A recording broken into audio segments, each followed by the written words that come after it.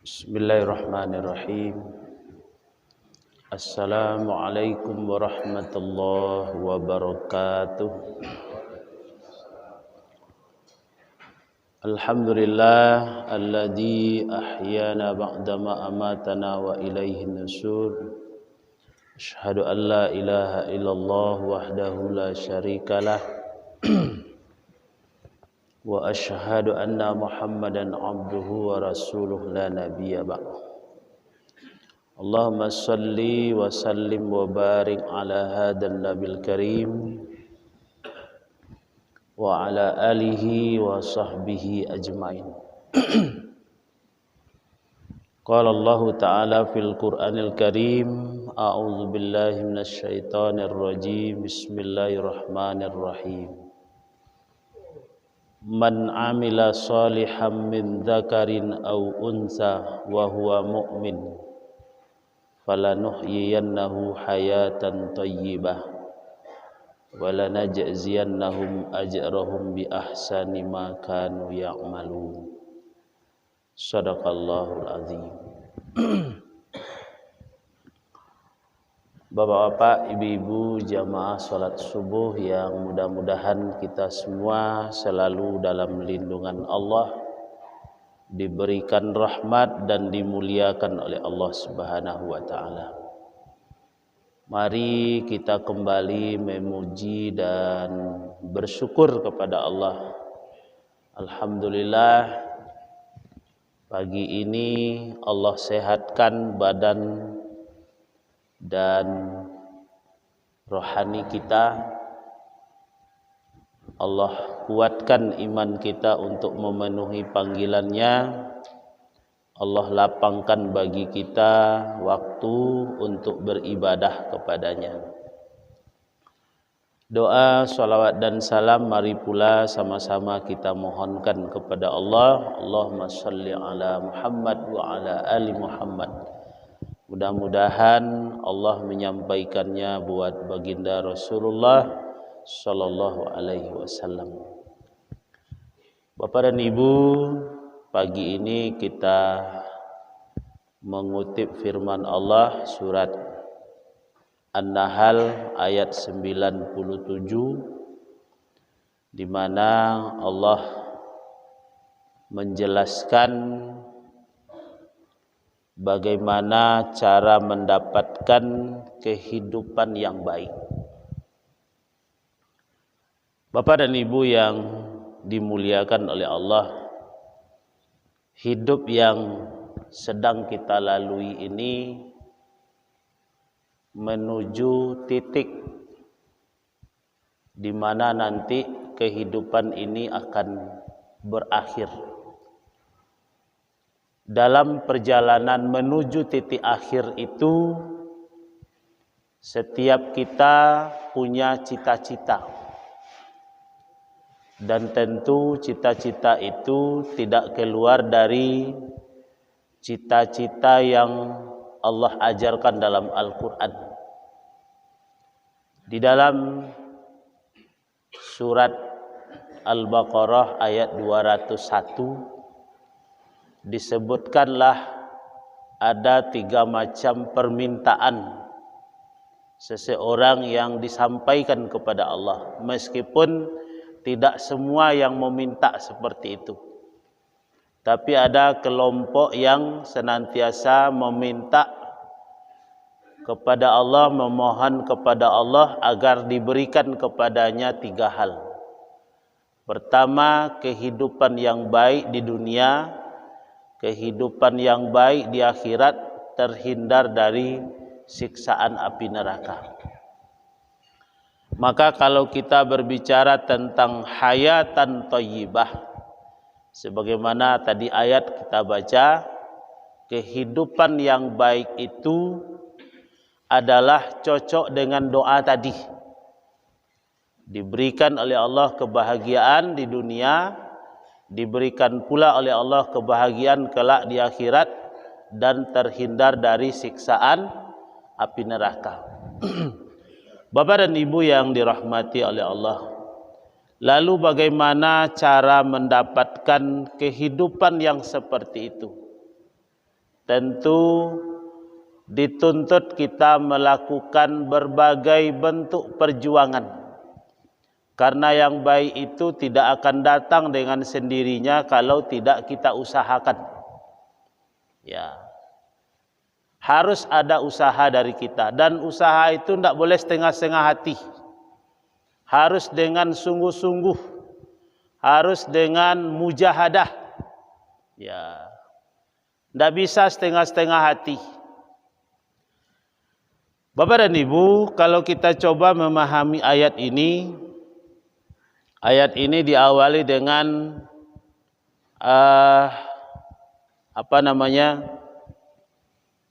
adanya kelompok tertentu. Man amila solihan, siapa yang melakukan amal soleh.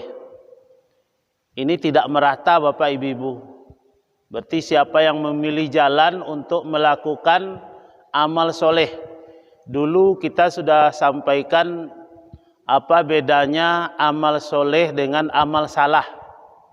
Ya, ada dua amal yang senantiasa dikerjakan oleh manusia. Ada yang kategori soleh, ya, ada juga yang kategori salah. Yang dituntut di sini adalah amal soleh. Man amila solihan, siapa yang melakukan amal soleh, pekerjaan baiklah. Ya, kalau dijadikan bahasa kita, pekerjaan baik. Mana yang termasuk pekerjaan baik? Pekerjaan yang diperintah oleh Allah dan Rasul, pekerjaan yang kalau perintah itu ada kategori wajib, ya, atau yang dianjurkan, atau yang dibolehkan. Bagaimana orang yang mengerjakannya? Siapa orang yang mengerjakannya? Min zakarin au unsa. Apakah dia laki-laki atau perempuan? Yang dikerjakannya adalah amal soleh. Bagaimana kondisinya di waktu itu? Wa huwa mu'min. Pekerjaan itu dia landasi dengan keimanan. Jadi tidak sembarangan Bapak Ibu. Awak datang kemari kini mendapatkan sesuatu, apakah kita melakukannya atas dasar iman atau tidak? Yang banyak membawa pulang dalam pengertian imbalan atau ujrah yang diberikan oleh Allah sesuai dengan imannya. Jadi kalau pekerjaan itu dilandasi bukan karena iman, karena mencari-cari nama, karena pencitraan, walaupun yang dikerjakan amal baik itu atau pekerjaan baik itu besar sekali, mungkin tidak beberapa orang yang bisa mengerjakan, mungkin hanya dia saja yang bisa mengerjakan, tapi niatnya, landasannya bukan karena iman. Maka apa yang didapatkannya nanti jauh lebih kecil, bahkan tidak bernilai sama sekali dari apa yang dia kerjakan. Jadi perlu kita sadari Bapak Ibu, pekerjaan amalan yang kita kerjakan ini landasannya apa? Iolai karena iman kepada Allah atau tidak? Karena ini disyaratkan. Baru Allah memberikan sesuatu, falanuh yiyannahu hayatan thayyibah. Jadi yang tiga macam tadi Bapak Ibu jangan dilupakan. Karajo elok, apakahnya laki-laki ataupun perempuan, dasar dia mengerjakan itu adalah iman. Barunya bernilai. Ya. Dulu sebelum-sebelumnya kita pernah menjelaskan betapa amalan kecil bisa berpahala besar kalau orang mengerjakannya karena Allah. Betapa amalan besar tidak bernilai karena niatnya bukan karena Allah. Jadi faktor niat sangat menentukan. Dan kita sudah hafal hadisnya. Innamal a'malu bin niat. Amal itu nilainya ditentukan oleh niat. Karena apa kita melakukan itu? Ialah karena Allah, nanti Allah yang membalasi. Allah yang mengganti. Tapi kalau tidak, di akhirat pun nanti kita disuruh oleh Allah meminta imbalan terhadap apa yang kita niatkan. Engkau dulu mengerjakan amal karena itu. Karena orang itu sekarang minta pahala kepadanya. Nah, kan menjadi sia-sia Bapak Ibu-ibu. Terus pemahaman kita tentang hayatan thayyibah tersebut, supaya kita berharap ya, dari amalan-amalan kita ini tentu kita pahami apa yang Allah maksud dengan hayatan thayyibah. Sebagaimana tadi sudah kita sampaikan bahwa Allah berjanji bagi orang-orang yang melakukan amal soleh dengan dasar iman tersebut, Allah memberikan banyak hal. Seperti dalam surat At-Tolak itu nampak bahwa Allah memberikan imbalan langsung dari ketaatan seseorang kepada Allah. Kita ulang lagi, sudah sering kita bacakan surat At-Tolak akhir dari ayat 2, awal dari ayat 3 dan beberapa ayat sesudahnya. Apa yang dijanjikan oleh Allah?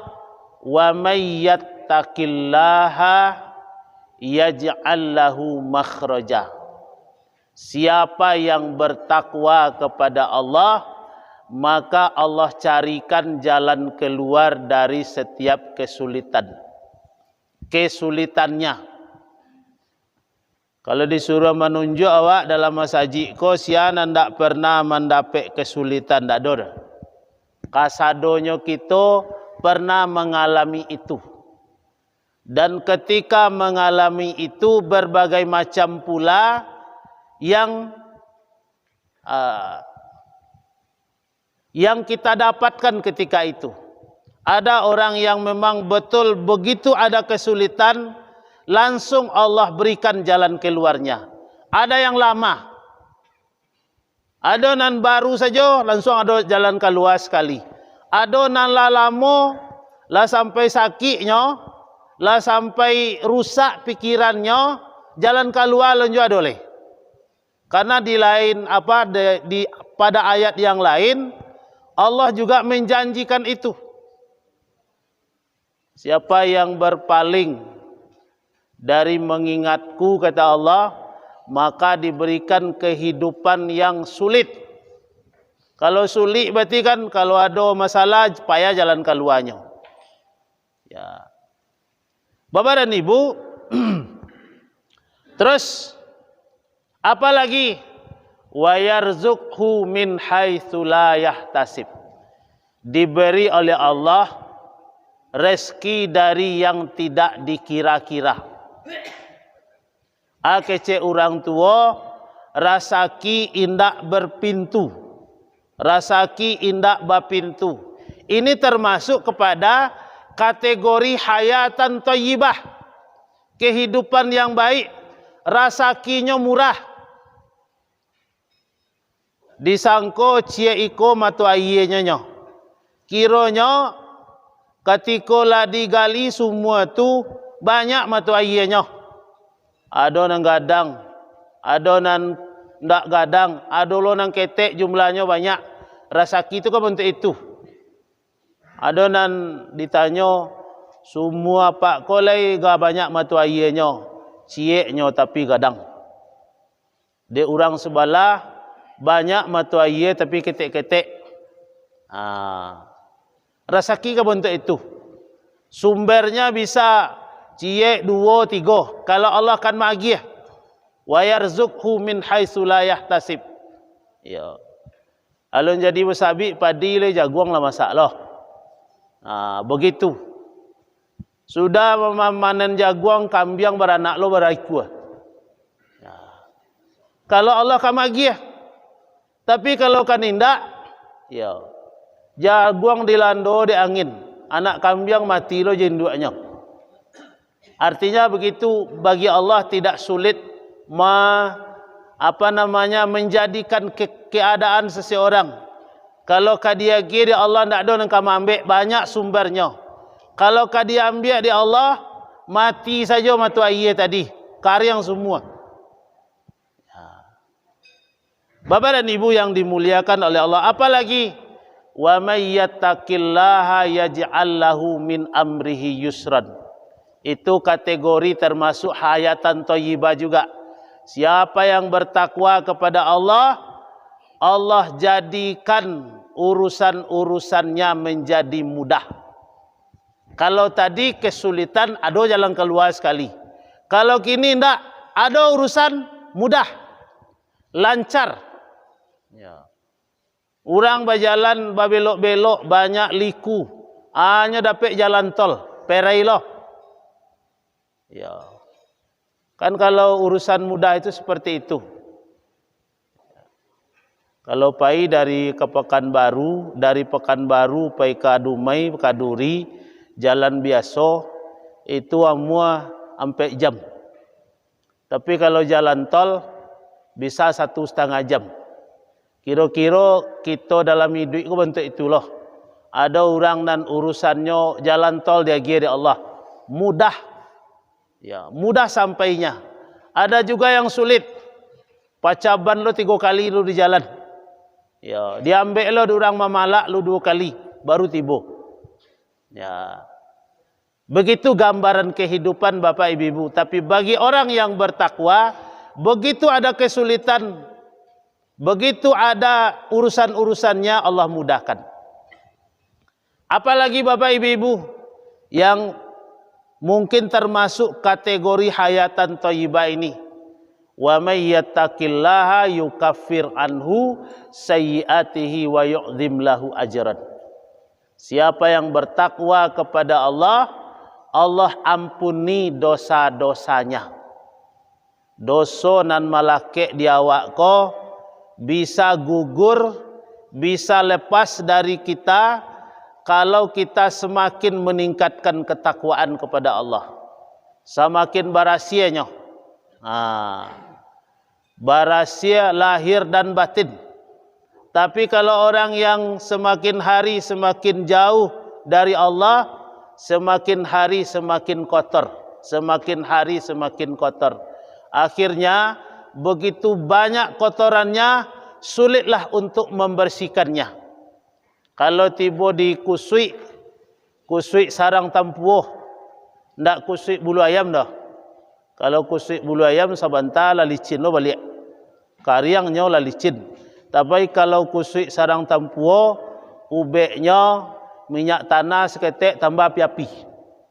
Bentuk itulah awak dalam hidup. Kalau dosa kola banyak, hati nanti menjadi sakit pada awalnya, menjadi kotor, sakit, kemudian menjadi keras, lalu menjadi mati. Kalau lah mati hati, itulah payah. Tidak ada dan masuk. Atau terkunci terlebih dahulu sebelum mati. Tak kunci lu, baru qalbun mayyitun, hati yang mati. Tak ada masuk, siaja magi nasihat tak nyo tarimo. Berang tak nyo tarimo, menangi orang tak nyo tarimo. Kenapa? Karena hatinya sudah mati. Kenapa? Dosanya semakin hari semakin bertambah. Tapi bagi orang yang mendekatkan diri kepada Allah, dalam perjalanan menuju Allah tersebut, dosanya digugurkan, diampuni oleh Allah. Dan itu membawa dampak kepada psikologi seseorang, kepada kejiwaan seseorang, dengan terhapusnya dosa-dosa tersebut. Semakin barasia wak dari dosa, semakin tenang batin kita, semakin enak terasa kehidupan ini, termasuk ibadah. Tapi semakin menumpuk dosa yang kita kerjakan, semakin hilang makna kehidupan, semakin jauh kita dari rasa tentram, rasa tenang. Tidak ada tenang dah, banyak masalah. Ya, apa yang digelisahkannya kadang-kadang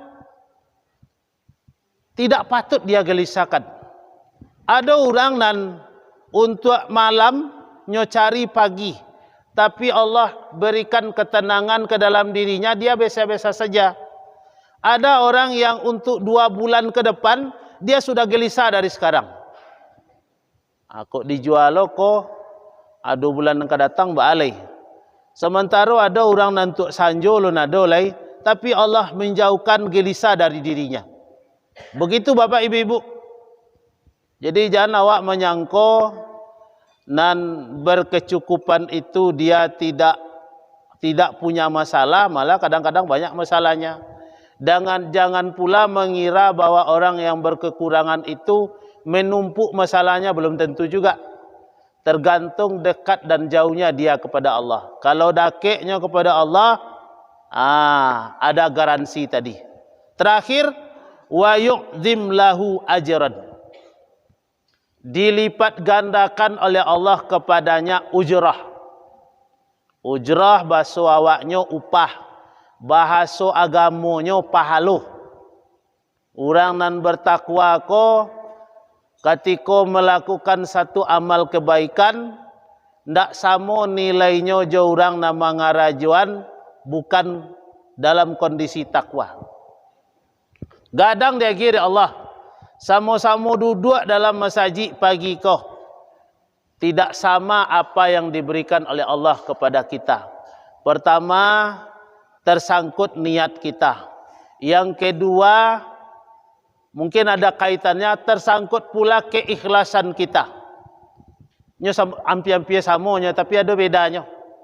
Niat, kalau niat karena Allah, ya itu bisa saja disebut dengan ikhlas. Tapi ikhlas dalam pengertian umum Bapak Ibu, amalan itu tidak bercampur sedikit pun dengan yang lain.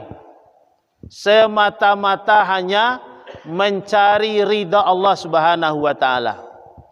Setelah Allah janjikan hayatan thayyibah, ditambah lagi dengan walanajziyannahum ajrahum bi ahsani ma kanu ya'malun. Apa itu?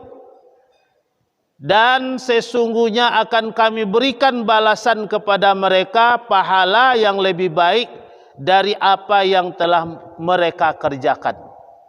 Mungkin sudah berulang-ulang kita sampaikan Bapak Ibu, Allah kalau membalas amalan seseorang, jangankan kurang, sama saja tidak ada.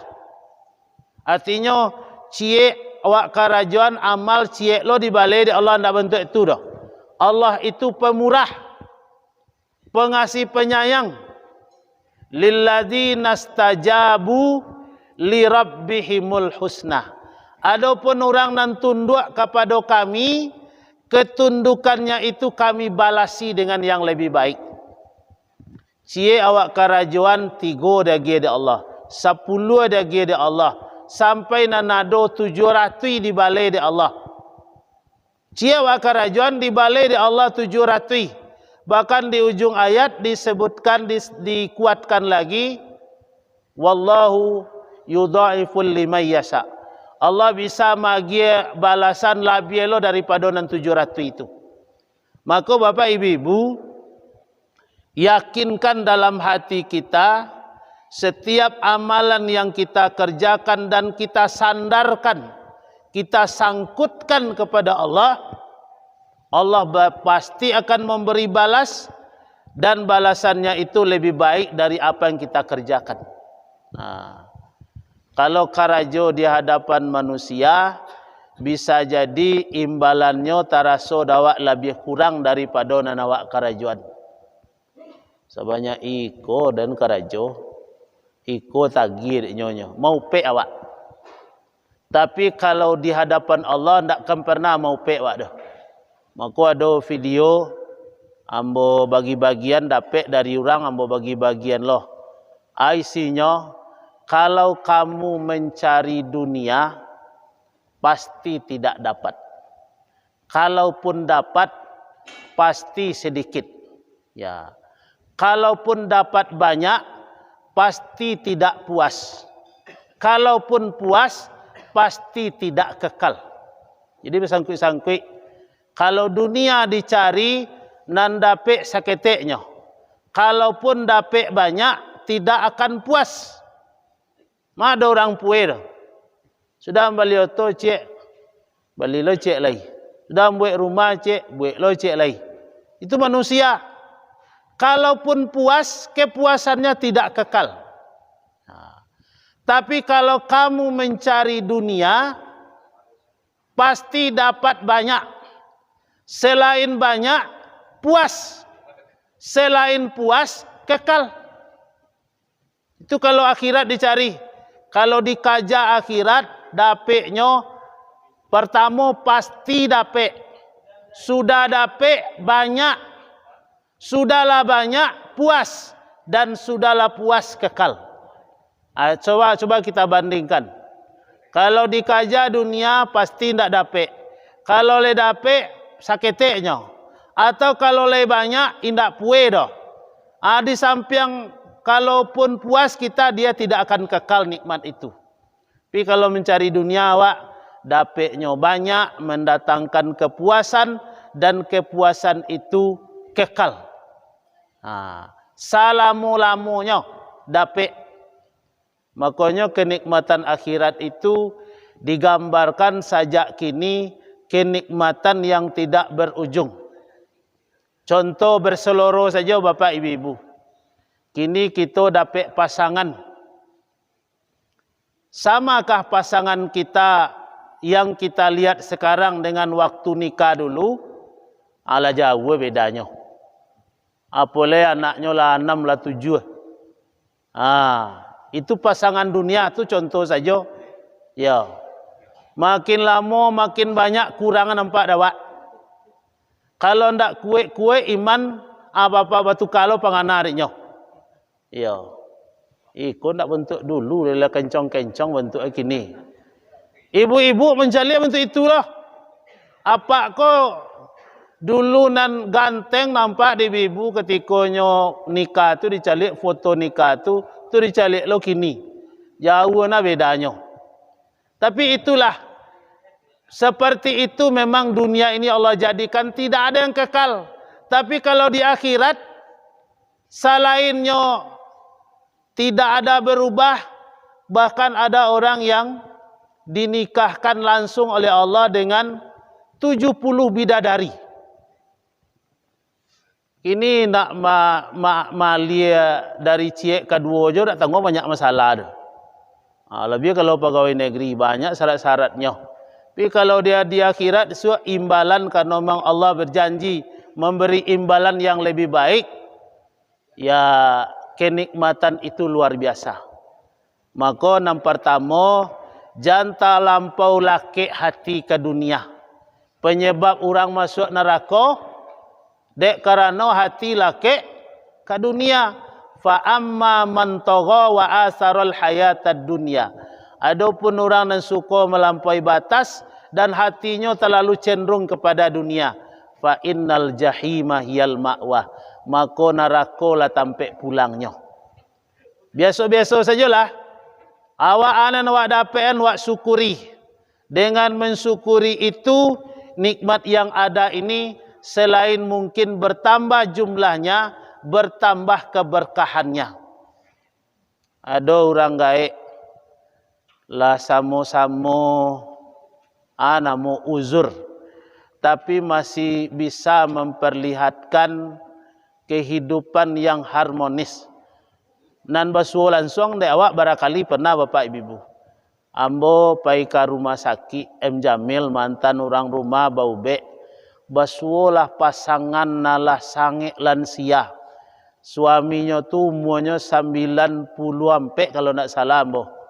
Nan istrinya 87. Nan sakit istrinya koh ndak tanggung suaminya koh membimbing doh. Terkagum-kagum orang mencaliaknya. Sudah duduk nyo cari lo pisau pangarek kuku, nyo potongan lo kuku istrinya tu dah ke orang rami. Wah, luar biasa Bapak Ibu. Mungkin dan bentuk-bentuk itu payah mencarinya. Ya. Dan paling banyak kalau lah tua, itulah kerukunan lah semakin kurang. Bahkan ambo ketika kuliah siko menyaksikan sidang, ada suami menggugat istrinya, minta menceraikan istrinya karena istrinya ini dalam 1 tahun 2 bulan basuh jo lakinya, sementara laki lah sakit-sakit. Sebab anak banyak padusi, setiap kemalahian amak aja nenimbau, nenapa lah tinggal di rumah. Sangkuati anak-anak berdosa untuk itu rumah misa napaknya. Akhirnya minta carainya. Dan suami nak minta carai ko wali negari lo leh. Wali negarinya. Tapi istri lo raun-raun tadi. Sudah di Batam ke Jakarta, dari Jakarta ke Surabaya. Yo anaknya cucu kan lagi tari yo. Datang amak yo mak sudah datang apa ada sudah datang ada. Apa aku lah semakin tua jo penyakit lah makin banyak, batu lah otomatis. Hanya ditinggal istri akhirnya minta carainya. Tapi lo alasannya 1 tahun kini Pak Hakim ambo ditinggal de istri ambo ko 10 bulan. 2 bulan lepas suo jambonya. Anak ambo dak lo mengerti doh. Ya, sangkoti orang lah tua-tua kok ditinggal-tinggal bini dah ada. Padahal tak boleh seperti itu. Jadi Bapak Ibu, walaupun kama-kama kaji kita, tapi nan kita bahas tadi bahawa cara mendapatkan kehidupan yang baik atau hayatan thayyibah. Untuk pagi hari ini kita cukupkan demikian. Lebih dan kurang diperbanyak maaf. Kita tutup bersama-sama dengan membaca Alhamdulillahirabbil alamin. Assalamualaikum warahmatullahi wabarakatuh.